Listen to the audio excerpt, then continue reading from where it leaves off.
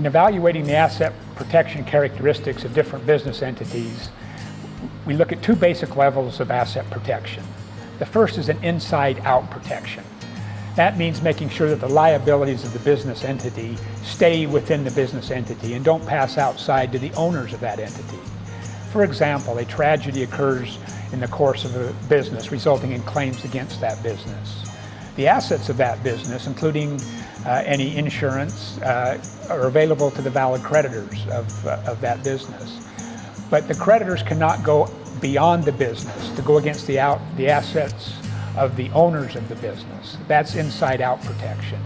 The next level of protection that we also want to consider in selecting an entity is what we call outside-in protection. That's where the creditors of the owner cannot require the dissolution of a business to satisfy a judgment against the owner.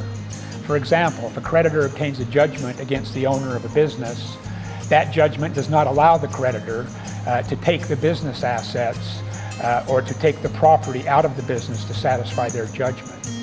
So the different entities available, the oldest entity, business entity, is a corporation. Corporations have very good inside-out protection. They've been around for a long time. There's a lot of law, a lot of certainty about how corporations operate. But the outside-in protection is not as strong for corporations as it is for some other entities. Other entities that we consider and may use would be limited partnerships or limited liability partnerships. This is a statutory response to allow a general partnership, which really didn't have any liability protection. But these limited partnerships, and especially limited liability partnerships, as allowed in Arizona, provide very strong outside-in protection and good inside-out protection and good outside-in protection for the limited partners and even for the general partners, again, in a state like Arizona.